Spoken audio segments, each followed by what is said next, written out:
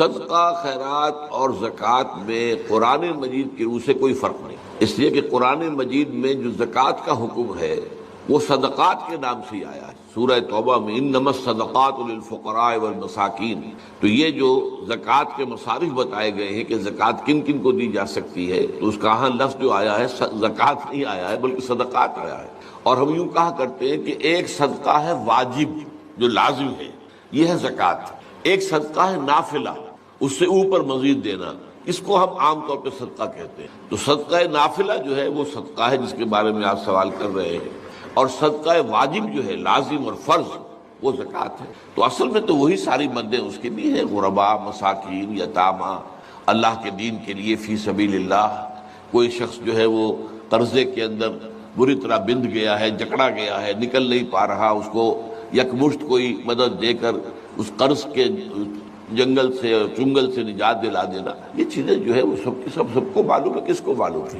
وہ تو اختلاف اگر ہوتا تو اس میں ہوتا ہے آج کل کے مسائل میں کہ وہ آیا حالات کی تبدیلی کے ساتھ جو اس وقت چیزیں کہی گئی تھی وہ جو کی تو رہیں گی یا کچھ تبدیلی کرنی پڑے گی۔ مثلا وہاں یہ ہے کہ اگر کوئی ترکھان ہے، لوہار ہے، تو اس کے جو اوزار ہیں، ترکھان کے اوزار ہیں، لوہار کے اوزار، ان کے اوپر کوئی زکوٰۃ نہیں۔ لیکن اب سوچنا پڑے گا کہ یہ جو ملیں بنتی ہیں اور یہ جو بڑے بڑے جو ہے کارخانے ہیں، یہ کروڑوں روپے کی مالیت کے، کہ کیا ان کو بھی ہم سمجھیں گے؟ وہ تو مشینیں تو ہے نا، جیسے جو اوزار ہوئے ویسے وہ اوزار لگے ہوئے وہاں پر۔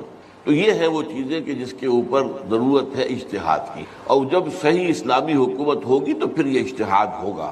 ابھی اس پر بحثیں کریں گے تو ایک اختلافی باتیں سامنے آتی چلی جائیں گی اور ذہنوں میں انتشار پیدا ہو جائے گا۔ اسی طرح مثلا یہ تھا کہ اونٹ اگر کوئی پالتا ہے بیچنے کے لیے، اور تو یہ گویا کہ اس کا مال تجارت ہے، اس پر زکوٰۃ ہوگی۔ اگر اتنے اونٹ ہو تو اس پر اس کے بعد جو ہے زکوٰۃ شروع ہو جائے گی۔ لیکن یہ کہ جو اونٹ کسی نے رکھے ہوں بار برداری کے لیے، کوئی شخص مزدوری کر رہا ہے، سامان یہاں سے وہاں پہنچانا، وہاں سے یہاں لانا، جیسے آپ کو معلوم ہے کہ پابندے آیا کرتے تھے افغانستان سے، اور وہ جو لوگ آتے تھے اونٹ لے کر، اور اونٹوں پر وہ ادھر سے ادھر سامان پہنچاتے تھے، اجرت لیتے تھے۔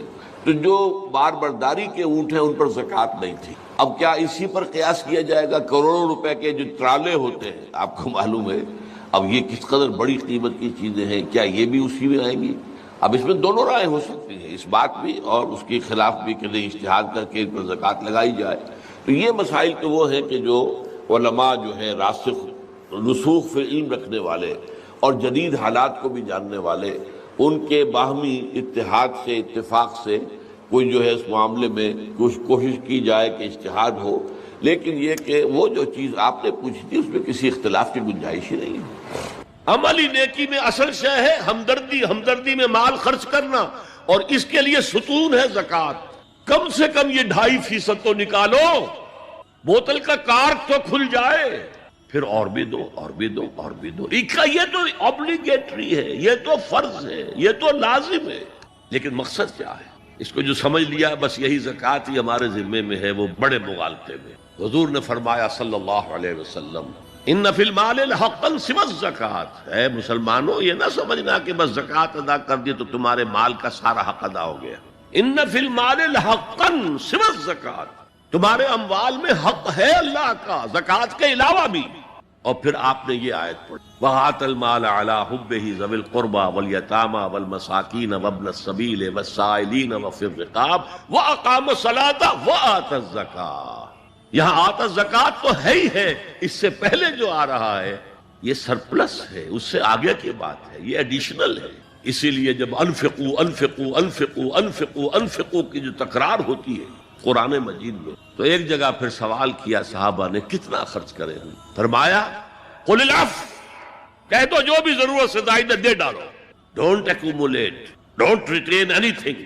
ایک بات آپ سے کہوں، آپ کچھ چونک جائیں گے، حضور نے کبھی زکوٰۃ دی، کبھی نصاب کے بقدر پیسہ آپ کے پاس جمع ہوا کہ آپ پر زکوٰۃ واجب ہوتی؟ کیسی عجیب بات ہے۔ ارکان دین میں سے ایک رکن سرے سے غائب، کبھی آپ نے مال رکھا ہی نہیں۔ حضور کا اسوہ ہم جانتے ہیں، مسواک کر لی ہے، پائچے جو ہیں ٹخنے سے اوپر کر لیے ہیں، یہ اسوہ ہے؟ ہاں ہے، یہ بھی ہے، ٹھیک ہے، سنت ہے، اسوہ تو یہ ہے۔ اور صرف آپ کا نہیں، جنہیں ہم کہتے ہیں فقراء صحابہ، ابو ہریرہ، ابو ذر، سلمان فارسی، علی رضی اللہ تعالی عنہ اجمعین، یہ فقراء صحابہ میں سے تھے، کبھی کچھ نہیں رکھا اپنے پاس۔ میں نے بتایا تھا آپ کو شاید کہ حضرت علی کی جب شادی ہو رہی تھی حضرت فاطمہ سے، کوئی مکان تھا ہی نہیں، کہاں لے کے جائیں؟ ایک انصاری نے ایک حجرہ دیا ہے اپنے مکان کا، اس میں حضرت فاطمہ ودا ہو کر، he didn't have any home. Abu Zar وہ تو دوسری انتہا کو چلے گئے تھے۔ قانون یہی ہے، حلال سے کماؤ، اگر ایک حد سے آگے بڑھ جائے تو زکات دے دو، باقی تمہارے اختیار میں ہے، دینا چاہو دو، نہ دینا چاہو رکھو اپنے پاس۔ قانون اس سے زیادہ آپ کو پابند نہیں، کبھی بھی آپ نے جبر نہیں کیا، ایمرجنسی میں بھی جبر نہیں کیا۔ ایک واقعہ آتا ہے کہ حضور کو کئی وقت کا فاقہ تھا، تھوڑی دیر کے بعد حضرت ابو بکر آئے، آپ نے چہرے سے پہچان لیا کہ فاقے سے، پھر حضرت عمر آئے، پہچان لیا کہ فاقے سے۔ شاید حضور خود اپنے لیے نہ اٹھتے نہ جاتے، اپنے دونوں ساتھیوں کو لے کر ایک انصاری کے باغ میں پہنچ گئے۔ انصاری کی عید ہو گئی، فوراً لا کر اس نے کچھ کھجوریں کچھ انگوروں کے گوشے رکھے، اس کے بعد وہ دوڑا چھری لے کر کسی جانور کو ذبح کرنے۔ یہ ساری تفصیلیں میں کیا بتا رہا ہوں، مال یہ نہیں تھا کہ مدینے میں سبھی فاقے سے تھے، موجود تھے جن کے پاس مال تھا، لیکن جبرن آپ نے کسی سے کچھ۔ جب وہ چھری لے کر چلا، فرمایا دیکھنا کسی دودھ والے جانور کو نہ ذبح کرنا۔ بہرحال کچھ دیر کے بعد وہ گوشت پکا کر لایا، روٹیاں رکھی، اس کے بعد حضور نے ایک روٹی پر چند بوٹیاں رکھ کر کہا یہ عائشہ کو دے آؤ، اسے بھی کئی وقت کا فاقہ ہے۔ اور پھر حضرت عمر کی طرف رخ کر کے کہا عمر یہ ہیں وہ نعمتیں جس کا حساب دینا پڑے گا اللہ کے ہاں، فَأَمَّا بِنِعْمَةِ رَبِّكَ فَحَدِّثْ، اور یہ جو فرمایا گیا الہاکم التکاثر میں نعمتوں کا حساب لیا جائے، وَلَا تُسْأَلُنَّ يَوْمَئِذٍ عَنِ النَّعِيمِ، فرمایا یہ نعمتیں ہیں۔ تو یہ ہے اصل میں انفاق کا معاملہ، آپ کے اس پر چھوڑ دیا گیا ہے۔ جتنا بھی آپ میں جذبہ ہے، جتنا بھی آخرت کا یقین ہے، اتنا ہی آپ پسند کریں گے کہ آخرت کے بینک میں جمع کرائیں، یہاں کے بینکوں میں کیوں جمع کرائیں؟ یہاں کتنا دے دیں گے آپ کو؟ 10%، 20%، وہاں 700% ملتا ہے، 700% نہیں، 7000، 700 گنا۔ Why to keep it in these banks؟ حضرت مسیح کا جو پہاڑی کا واس بہت مشہور ہے، سرمن آف دا ماؤنٹ، بڑے پیارے الفاظ ہیں، میں آپ سے اپنا تاثر عرض کیے بغیر نہیں رہ سکتا۔ جہاں تک مواعظ کا تعلق ہے، جو حضرت مسیح کے مواعظ آئے ہیں ان سے اونچے وعظ کوئی ممکن نہیں۔ اسی میں یہ جملہ بھی ہے، دیکھو اپنا مال زمین پر جمع نہ کرو، جہاں چوری بھی ہوتی ہے ڈاکہ بھی پڑتا ہے، کیڑا بھی خراب کرتا ہے، آسمان پر جمع کرو جہاں نہ چوری کا اندیشہ، نہ ڈاکے کا خوف، نہ کیڑا خراب کرتا۔ اس لیے کہ میں تم سے سچ کہتا ہوں کہ جہاں تمہارا مال ہوگا وہیں تمہارا دل ہوگا۔ مال یہاں ہوگا تو دل اٹکا ہوا ہوگا، اور فرشتے اس طرح گھسیٹ کر کھینچیں گے آپ کی جان کو جیسے کہ سیخ پر سے کباب کھینچا جاتا ہے۔ اور اگر دل وہاں لگا ہوا ہے جس کے لاکھوں کروڑوں ڈالر سوئس بینکس میں جمع ہے، اسے کہا جائے نکل جاؤ پاکستان سے، اسے کوئی تکلیف ہوگی؟ نکل جاؤ فلاں ملک سے، ملک بدل کرتے تمہیں کیا تکلیف؟ میرے بینک کے اندر پیسے ہیں۔ البتہ جس کا باہر کچھ نہ ہو اسے اگر یہ دی جائے سزا تو اس کی تو جان پر بن جائے گی۔ تو یہ ہے انفاق کا معاملہ۔ اس میں یہ دو جو ہے، ایک قانونی سطح ہے، قانونی سطح یہ کہ حلال ذریعہ حرام نہ ہو، سود نہ ہو، جوا نہ ہو، فحاشی کو ذریعہ نہ بنایا جائے، منشیات کو ذریعہ نہ بنایا جائے کمائی کا، اور جو بھی آپ کے پاس ہے آپ نصاب کی سطح کے اوپر آ گئے تو 2.5% زکوٰۃ دے دو۔ قانون اس سے آگے آپ سے مطالبہ نہیں کرے گا، اگرچہ فقہا نے یہ فتویٰ دیا ہے کہ اگر کسی وقت جو فقراء ہیں ان کی ضرورتیں زکوٰۃ سے پوری نہ ہو سکے تو اس وقت کا امام، اس وقت کا خلیفہ وہ زبردستی بھی عمراء کے مال میں سے مزید لے سکتا ہے زکوٰۃ کے۔ لیکن کمال یہ ہے محمد رسول اللہ صلی اللہ علیہ وسلم کا کہ نہایت جان اصل تحریک جو تھی، انقلابی تحریک، اس میں بھی کبھی آپ نے جبر سے کام نہیں کیا۔ یہ آپ کی چوائس پر ہے، البتہ ایک معیار مقرر کر دیا، جیسے حضرت ابو بکر غزوہ تبوک کے موقع پر سب کچھ لے آئے تھے گھر میں جھاڑو پھینک کر۔ عام حالات میں یہ نہیں، ایک شخص آئے صحابی انصاری، میں اپنا سب کچھ اللہ کی راہ میں دینا چاہتا ہوں، فرمایا نہیں، تم چاہتے ہو کہ اپنے ورثاء کو غریب اور فقیر بنا کر جاؤ؟ اس نے کہا اچھا میں آدھا نہیں، آدھا بھی بہت ہے۔ فرمایا تہائی دیتا ہوں؟ فرمایا ہاں تہائی کافی، وَالثُلُثُ کثیر، اور ثلث بھی بہت ہے۔ اور یہی قانون ہے وراثت کا، آپ ثلث سے زیادہ، 1/3 سے زیادہ کی وصیت نہیں کر سکتے۔ 2/3 مال جو ہے کم سے کم وہ صرف قانون وراثت کے مطابق تقسیم، اور کسی وارث کے لیے وصیت نہیں کر سکتے۔ ایک بیٹے کو اس کا حصہ بھی مل جائے اور پھر مزید جو ہے وصیت نہیں وارث کے لیے، لا وصیت لوارث۔ تو یہ ہے زکوٰۃ در حقیقت اس جذبہ انفاق کو سپورٹ دینے والی شے، کم سے کم یہ تو دو، بوتل کا کور کھل جائے گا تو مزید بھی نکل آئے گا اس میں۔ وَآتَ الْمَالَ عَلَىٰ حُبِّهِ ذَوِي الْقُرْبَىٰ وَالْيَتَامَىٰ وَالْمَسَاكِينَ وَابْنَ السَّبِيلِ وَالسَّائِلِينَ وَفِي الرِّقَابِ وَأَقَامَ الصَّلَاةَ وَآتَى الزَّكَاةَ۔ وَآتَ الْمَالَ عَلَىٰ حُبِّهِ، اب اس میں جو ترتیب میں نے کہا تھا، الْأَقْرَبُ فَالْأَقْرَبُ، الْأَقْرَبُ فَالْأَقْرَبُ، سب سے پہلے ذوی القربیٰ، اور اس میں اکثر و بیشتر ہم سے کوتاہی، دور دراز کے لوگوں کے ساتھ نیکی ہو رہی ہے، سگے بھائی کی بیوہ اور یتیم بچے جو ہے وہ محروم ہیں، انہوں نے اس وقت یہ کر دیا تھا، یہ کر دیا تھا۔ ظاہر بات ہے کہ رشتہ داروں سے تو شکایتیں ہوتی ہیں، یہ تو ہمیشہ ہمارے مخالف رہے جی، ان کی ہم کیسے اگر تو اللہ کے لیے دینا ہے تو پہلا حق ان کا، من احب للہ وابغض للہ واعطى للہ ومنع للہ، اللہ کے لیے دیا ہے اگر تو اپنے اس نفس کی جو انتقام کا جذبہ ہے اس کو کچلو، اور جس کا سب سے پہلا حق ہے اس کو پہنچاؤ، حق بحقدار رسید، ذوی القربیٰ والیتامىٰ، جو بے سہارا رہ گئے، باپ کا سایہ نہ رہا، والمساکین، مساکین کسے کہتے ہیں؟ مسکنت کہتے ہیں کم ہمت۔ آپ کو معلوم ہے آج کل ایک مرض کہلاتا ہے نیورستھینیا، آدمی دیکھنے میں ہٹا کٹا ہے، صحت مند ہے، لیکن اندر سے اس کی کوئی ہمت ایسے جواب دے گئی ہے کچھ کر ہی نہیں سکتا، وہ ہے مسکین۔ اسی لیے جو فرمایا گیا یہودیوں کے لیے ضربت علیہم الذلۃ والمسکنہ، ذلت کے معنی بھی کمزوری، اور مسکنت کم ہمت، ہمت ختم ہو گئی۔ تو جو اپنے پاؤں پر نہیں کھڑا رہ سکتا اس وجہ سے کہ اس میں وہ ہمت کم ہوگی، وہ بھی مستحق ہے۔ وابن السبیل، اور مسافر، پرانے زمانے میں آپ کو معلوم ہے نہ سرائے تھی، نہ کچھ اور تھا، نہ ہوٹل تھے، پھر اگر کہیں راستے میں چوری ہو گئی، ڈاکہ پڑ گیا، تو آدمی جو ہے گھر میں خود ہے، کفیل ہے، اچھا ہے۔ اس وقت کی حالت ایسی، ہمارے ہاں بیگرز نے اسی کو ایک بہت بڑا بہانہ بنایا ہوا، جی میں آیا تھا وہاں سے اور یہاں سے اور میری جیب پھٹ گئی، سب کچھ چلا گیا، اب مجھے واپس جانے کے لیے کرایہ چاہیے۔ اکثر و بیشتر جھوٹے کیسز ہو، اگر آپ کسی کو پکڑ لیں اور ساتھ لے کر کہیں تحقیق کراؤ تو بھاگ جائے گا، پھر بھی آئے گا اس میں۔ لیکن یہ کہ سبیل، یہ بھی ایک کھاتا ہے، وسائلین، یہ ذرا تفصیل طلب معاملہ۔ اسلام کی تعلیم بڑی متوازن، ایک طرف سوال کی مذمت ہے، مت اپنا دستے سوال دراز کرو کسی کے سامنے۔ جو شخص ہاتھ پھیلاتا ہے مانگنے کے لیے، وہ اپنی عزت نفس کو ہتھیلی پر رکھ کر آپ کے سامنے پیش کر، اور آپ ٹھوکر مار دیتے ہیں اس کی عزت نفس۔ مانگو اللہ سے، اللہ کسی کے دل میں ڈالے تمہاری ضرورت پوری کر سکتا ہے، بغیر اس کے کہ تم کسی کے سامنے دستے سوال دراز کرو۔ تو سخت مذمت ہے، اور خاص طور پر بیگری جو ایک انسٹیٹیوشن بن گیا ہے، ایک پیشہ بن گیا۔ اسلام کی تعلیمات کے منافی، اور جس طرح کی ہم خیرات بانٹتے ہیں، 5 روپے کا نوٹ دے رہے ہیں مانگنے والوں، مسجدوں کے باہر سمجھ رہے ہم نے حاتم طائی کی خبر کو لات مار دی،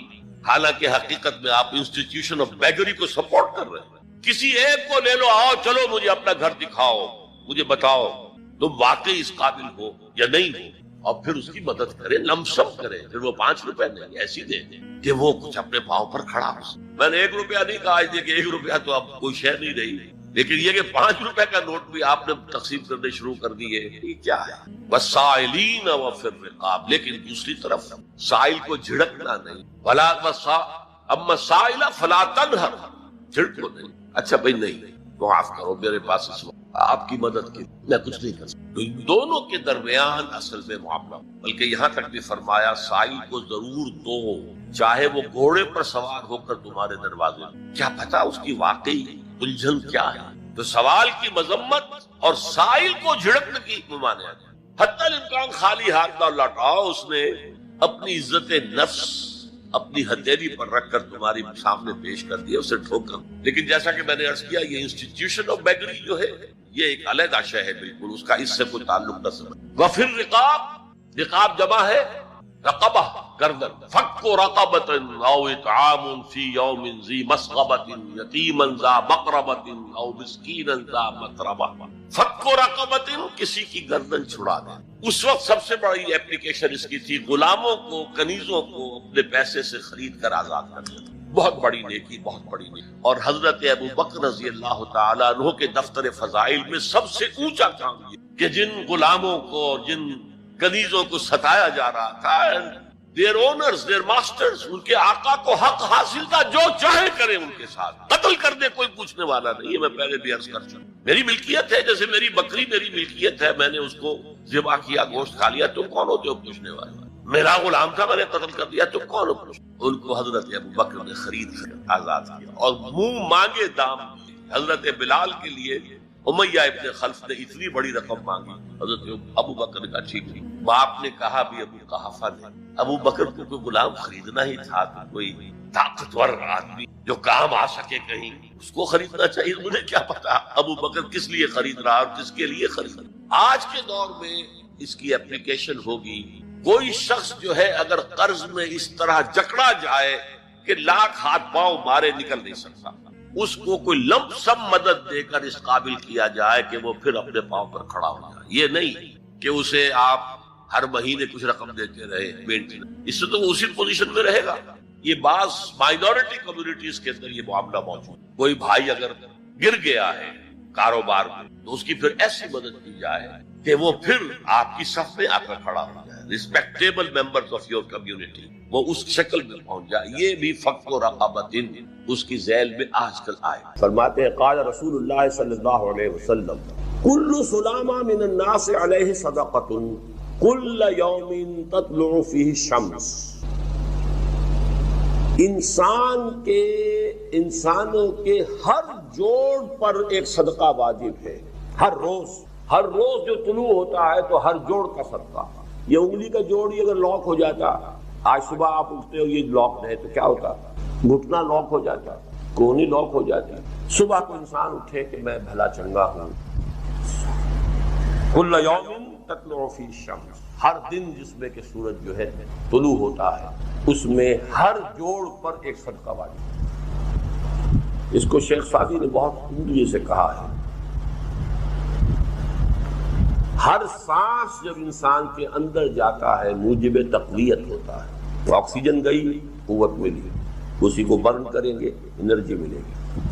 سانس باہر نکلتا ہے یہ صفائی کا ذریعہ بنتا ہے، کاربن ڈائی آکسائڈ اور بہت سی چیزیں نکل گئی۔ بس بر ہر نفس 2 شکر واجب ہے، ہر سانس پر 2 مرتبہ شکر کرنا چاہیے۔ ہر سانس اندر گیا موجب تقویت، باہر بنا موجب تنقیح، لہذا پس بر ہر نفس 2 شکر واجب۔ تقریباً اسی طرح کا یہ معاملہ ہے۔ لیکن اب یہ کیسے صدقے ہوں گے؟ اس صدقے ہی کے جیسے کہ پہلے آ چکا ہے اسی کی یہ تعریف میں ہے۔ تعدل بین اثنین صدقۃ، 2 آدمیوں کے درمیان عدل کراؤ، فیصلہ کرا دو عدل کے ساتھ، یہ بھی صدقہ ہے۔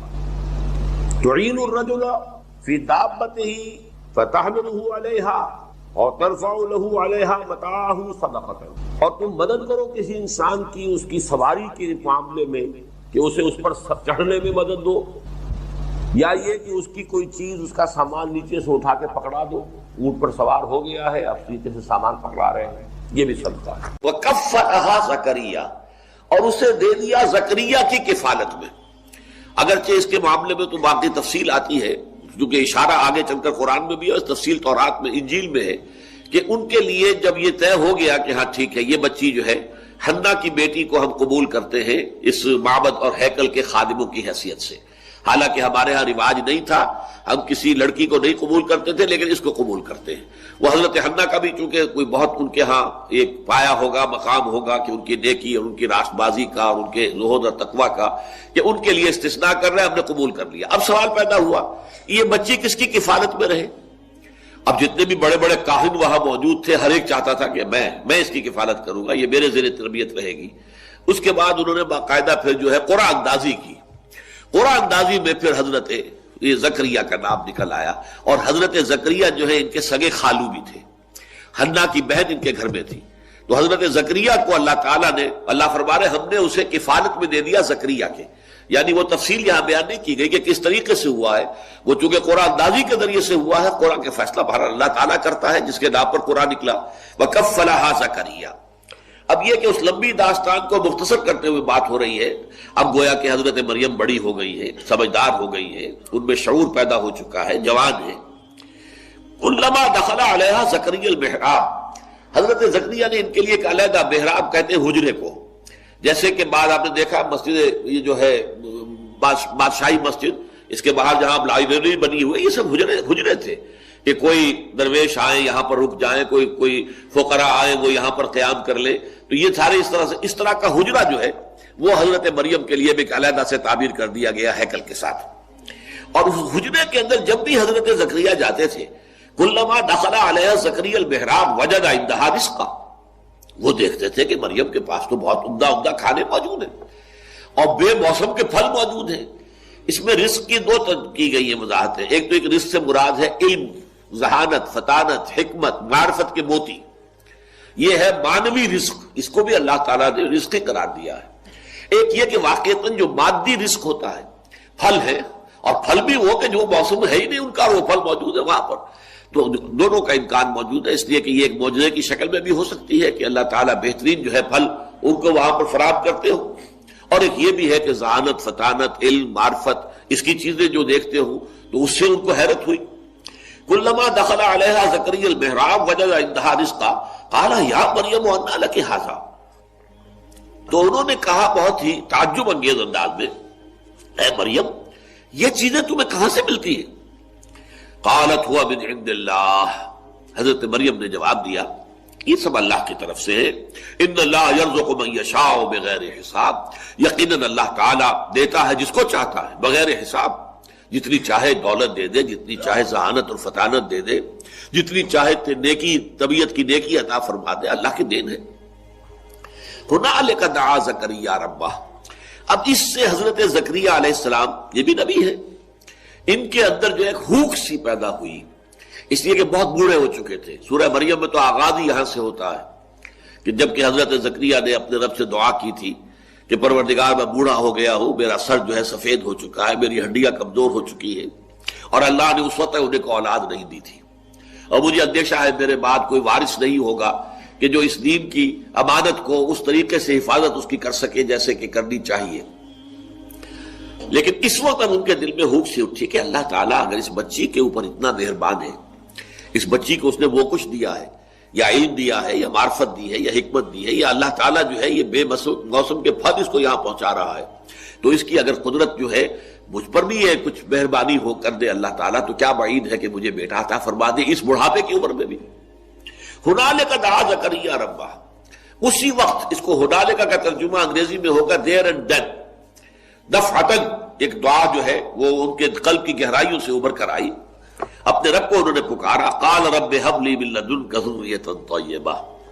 پروردگار مجھے بھی خاص اپنے خزانہ فضل سے، خزانہ فیض سے بڑی اچھی نیک صالح اولاد عطا فرما دے. انك سمیع الدعاء، یقیناً تو تمام دعاؤں کا سننے والا ہے. فنادته الملائکۃ وهو قائم يصلي في المحراب.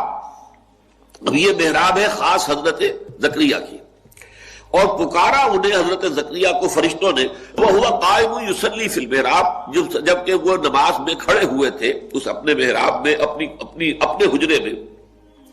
ان اللہ یبشرک بیحییٰ مصدقا بکلمۃ من اللہ. اللہ تمہیں بشارت دیتا ہے یحییٰ کی، یعنی ایک بیٹا تمہارے یہاں ہوگا جس کا نام یحییٰ ہوگا، اور وہ تصدیق کرے گا اللہ کے کلمے کی. اللہ کے کلمے سے مراد حضرت مسیح علیہ السلام ہے، اس لیے کہ حضرت مسیح علیہ السلام کے وجود میں آنے میں جو باپ کا حصہ ہے وہ اللہ تعالیٰ کے کلمہ کن نے ادا کیا ہے. جیسے کہ کلمہ کن سے ہر شے عدم سے وجود میں آ جاتی ہے. انما امرہ اذا اراد شیئا ان یقول له کن فیکون. تو یہ جو انسانی ولادت ہے، ظاہر بات ہے کہ اس میں ایک ماں کا حصہ، ایک باپ کا حصہ ہے. وہ باپ والا حصہ چونکہ یہاں نہیں تھا، لہذا یہاں پر اللہ تعالیٰ کا ایک خاص کلمہ جو ہے وہ اس کی جگہ پر کن، اس نے گویا کہ اس کی جگہ لی ہے. تو گویا کہ حضرت مسیح علیہ السلام خاص طور پر کلمۃ اللہ ہے، اللہ کا کلمہ ہے. تو وہ تصدیق کریں گے اللہ کے کلمے کی. وَسَيِّدًا، اور وہ بڑے سردار ہوں گے، اونچے رتبے والے ہوں گے. وَحَسُورًا، اور بہت ہی نیک ہوں گے، مجرد رہیں گے، انہیں دنیاوی لذتوں سے، آسائشوں سے اور شہوات سے کوئی سروکار نہیں ہوگا. وَنَبِيًّا مِّنَ الصَّالِحِينَ، اور وہ نبی ہوں گے صالحین میں سے. یہ ہے جو کہ خوشخبری حضرت زکریا کو مل رہی ہے جبکہ وہ نماز پڑھ رہے تھے اپنے محراب میں، اپنے اس حجرے کے اندر. اب دیکھیے یہاں یہ معاملہ سامنے آ رہا ہے کہ اگرچہ خود دعا کی تھی لیکن اس دعا کا ایک خاص وقت تھا کہ حضرت مریم پر جو بھی اللہ تعالیٰ کی رحمتیں اور اللہ کی طرف سے جو بھی انعامات کی بارش ہوئی تھی، اس سے طبیعت میں ایک دم جو ہے غیر اختیاری طور پر وہ جوش پیدا ہوا اور دعا کر لی، حالانکہ انتہائی خود بوڑھے ہو چکے تھے، ساری عمر بیوی جو ہے وہ بانجھ رہی تھی، کوئی اولاد ہوئی نہیں ساری عمر۔ اب ان حالات کے اندر دعا کر لینا، دعا تو کر لی، لیکن اب جب کہ ان کو مل رہی ہے، خوشخبری مل رہی ہے، تو طبیعت کے اندر ایک اشکال پیدا ہو رہا ہے، یا یہ کہیے کہ اس پر یقین حاصل کرنے کے لیے اس کی توثیق چاہ رہے ہیں اللہ سے کہ واقعی یہ بات ہو جائے گی۔ قال رب انا یکون لی غلام، کہا انہوں نے کہ پروردگار میرے کیسے بیٹا ہو جائے گا، وقد بلغنی الکبر، جبکہ مجھ پر تو بڑھاپا مسلط ہو چکا ہے، وامراتی عاقر، اور میری بیوی جو ہے بانجھ ہے، ساری عمر بانجھ رہی۔ قال کذالک اللہ یفعل ما یشاء، تو فرشتوں نے جواب دیا کہ اسی طرح ہوگا، اللہ تعالیٰ کرتا ہے جو چاہتا ہے، اس کو کسی وسائل کی ضرورت نہیں ہے، بلکہ اس کے لیے تو کلمہ کن کہہ دینا کافی ہے۔ قال رب انا یکون لی غلام وقد بلغنی الکبر وامراتی عاقر، حضرت زکریا نے عرض کیا پروردگار میرے ہاں کیسے بیٹا ہو جائے گا جبکہ مجھ پر بڑھاپا مسلط ہو چکا ہے اور میری بیوی بانجھ ہے، تمام عمر بانجھ رہی ہے۔ قال کذالک اللہ یفعل ما یشاء، اللہ نے فرمایا یا فرشتوں نے کہا کہ اللہ تعالیٰ ایسے ہی ہوگا اور اللہ تعالیٰ جو چاہتا ہے کرتا ہے۔ قال رب اجعل لی آیہ، انہوں نے اس کے پروردگار میرے لیے کوئی نشانی مقرر کر دے۔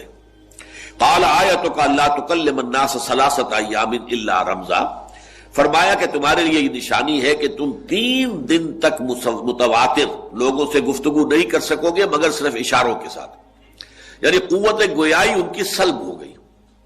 اور اس کے بارے میں روایت میں تفصیل یہ آتی ہے تورات کے اندر کہ جب حمل ٹھہرا ہے حضرت حنا کی ہمشیرہ جو ہے، یعنی حضرت زکریا کی اہلیہ اور حضرت یحییٰ کی والدہ کو، تو اسی وقت اچانک ان کی جو وہ گویائی تھی سلب ہو گئی، گفتگو کرنا ممکن نہیں رہا، اور اس کے بعد وہ صرف جیسے کہ گونگے لوگ ہوتے ہیں اشاروں سے کچھ اپنی بات پہنچاتے ہیں، بس 3 دن تک متواتر ان کی یہ کیفیت رہی۔ وَاذْكُرْ رَبَّكَ كَثِيرًا، اور اب اللہ کا ذکر کرو زیادہ کثرت کے ساتھ، وَسَبِّحْ بِالْعَشِيِّ وَالْإِبْكَارِ، اور تسبیح کرو اپنے رب کی صبح بھی اور شام کو بھی، تسبیح و تحمید کے اندر لگے رہو، اور یہی در حقیقت قرآن حکیم میں اللہ تعالیٰ نے اپنی ذات کے لیے کہیں تو واحد کا صیغہ استعمال کیا، اننی انا اللہ لا الہ الا انا فاعبدنی واقم الصلاۃ لذکری، یہ سب واحد، کہیں جمع کا صیغہ آتا ہے، انا انزلناہ فی لیلۃ القدر، انا فتحنا لک فتحا مبینا، انا نحن نزلنا الذکر وانا لہ لحافظون، انا اعطیناک الکوثر۔ تو اس میں ظاہر بات ہے کہ اگرچہ یہ مفرد ہے انی، اور یہ انا جو ہے جمع کا صیغہ ہے، لیکن یہ اظہر من الشمس ہے کہ اس میں اللہ تعالیٰ کی ذات میں کوئی تعدد یا تکثر کا کوئی سوال نہیں، معاذ اللہ ثم معاذ اللہ، کوئی کثرت نہیں ہے، وہ تو وحدت مطلقہ ہے، ذات باری تعالیٰ وحدت مطلقہ ہے، جس سے بڑی وحدت اور جس سے گہری وحدت کا ہم تصور بھی نہیں کرتے۔ لہذا یہاں پر جمع کا صیغہ کس لیے آیا؟ یہ عربی زبان کا اسلوب ہے کہ جیسے شاہانہ اندازے کا کلام ہوتا ہے، ہم جو ہے در حقیقت اپنی عظمت، اپنی تفخیم، اپنی جلالت شان، اپنی علو مرتبت، اس کے اظہار کے لیے انا انزلناہ فی لیلۃ القدر، انزلناہ، یہ جو ضمیر مفعولی ہے، ہم نے نازل کیا اس کو لیلۃ القدر میں۔ اب یہ عام طور پر تو اسلوب یہ ہے کہ ضمیر کا استعمال وہاں آنا چاہیے جہاں جس شے کے لیے ضمیر آ رہی ہے اس کا ذکر صراحت کے ساتھ پہلے ہو چکا ہو، عام اسلوب یہی ہے۔ لیکن قرآن حکیم کے اپنے اسالیب ہیں، خاص مخصوص اسالیب ہے قرآن مجید، جیسے ہم کہا کرتے ہیں کہ فلاں ادیب جو ہے وہ خود صاحب طرز ادیب، اس نے اپنی طرز خود ایجاد کی ہے، یہ طرز خاص ہے ایجاد میری۔ صاحب طرز ادیب جیسے ہوتے ہیں ہمارے ہاں، جن کو ہم کہتے ہیں، قرار دیتے ہیں، قرآن مجید کے اپنے اسالیب ہیں، اپنا طرز بیان ہے، اور اس میں یہ ہے کہ جو شے بالکل اظہر من الشمس ہو، اس کے لیے پہلے سے تذکرہ ہونا ضروری نہیں ہے، اس کے لیے ضمیر لے آئیں گے بغیر اس کے کہ پہلے سے صراحت کے ساتھ اس کے لیے کوئی ذکر موجود، اس میں در حقیقت اشارہ یہ ہوتا ہے یہ بالکل سامنے کی بات ہے، اس کے ذکر کی ضرورت ہی نہیں، یہ تو جانی پہچانی بات ہے، یہ تو بالکل مشہور اور معروف حقیقت ہے۔ اسی کی 2 مثالیں ہیں، مثلا یہ کہ سابقہ سورت جو ہے سورت العلق، اس میں کہیں ابو جہل کا نام نہیں آیا، لیکن ظاہر بات ہے کہ جب وہ آیات نازل ہوئی ہیں اور جب محمد الرسول اللہ صلی اللہ علیہ وسلم نے ان کو پڑھ کر سنایا ہوگا تو شاید ہی کوئی شخص و مکے والا کہ جو نہ پہچان سکا ہو کہ یہ کس کا ذکر ہے۔ ارایت الذی ینہا عبدا اذا صلی، ارایت ان کان علی الہدی او امر بالتقوی، ارایت ان کذب وتولی، الم یعلم بان اللہ یری۔ ظاہر بات ہے اظہر من الشمس ہے تو نام لینے کی ضرورت نہیں۔ اسی طریقے سے مثلاً اسلوب جو ہے بہت نمایاں ہو کر آیا ہے سورہ واقعہ کے آخری رکوع میں، کلا اذا بلغت الحلقوم فلولا اذا بلغت الحلقوم، تو کیوں نہیں ایسا ہوتا کہ جب وہ پہنچ جاتی ہے حلق تک، حلقوم تک، کیا پہنچ جاتی ہے؟ اب یہاں پہ اصل من الشمس سے مراد ہے عالم نزا میں، جبکہ جان آ کر ہنسلی میں پھنس جاتی، یہاں گھنگرو بولتا ہے اصل میں حتی اذا بلغت الحلقوم، یہ آخری وقت جو ہے معلوم ہوتا ہے کہ یہاں کوئی آواز آ رہی ہے اور جان یہاں آ کر پھنس گئی، لیکن یہاں جان کا یا نفس کا کہیں نہیں آیا۔ نا فلولا اذا بلغت الحلقوم وانتم حينئذ تنظرون ونحن اقرب اليه منكم ولكن لا تبصرون فلولا ان كنتم غير مدينين ترجعونها ان كنتم صادقين۔ اب یہاں پر بھی لفظاً کوئی ذکر نہیں ہے کہ کس شے کے لیے یہ لفظ استعمال ہو رہا ہے، لیکن اس کے مشہور و معروف اور اظہر من الشمس ہونے کے اعتبار سے وہ جو عام قاعدہ ہے اس کے خلاف یہاں پر بغیر اس کی صراحت کے تذکرے کے ضمیر کا استعمال ہو گیا۔ انا انزلناہ فی لیلۃ القدر۔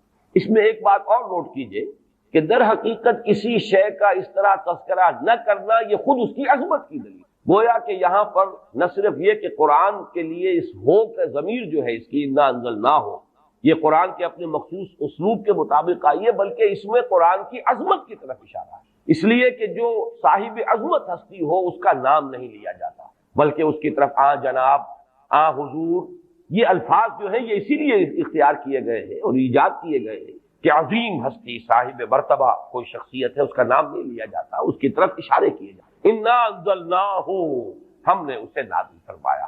معلوم یہ ہوا کہ اس میں عظمت قرآن کی طرف بھی ایک اشارہ کیا جا رہا ہے۔ پھر اس میں عظمت قرآن جو ہے اس کے دو اور اسلوب ہیں جو اس میں سامنے آئے۔ انا انزلناہ فی لیلۃ القدر، ہم نے خود نازل کیا ہے، حالانکہ ہمیں معلوم ہے کہ یہ نزول جو ہوا ہے محمد رسول اللہ صلی اللہ علیہ وسلم پر بواسطہ ملک ہوا، جبرائیل کے ذریعے سے، فإنہ نزلہ علی قلبک، اس نے نازل کیا اس قرآن کو اے نبی آپ کے دل پر، نزل بہ الروح الامین علی قلبک، اس کو لے کر نازل ہوئے یا اس کو نازل کیا ہے روح الامین نے۔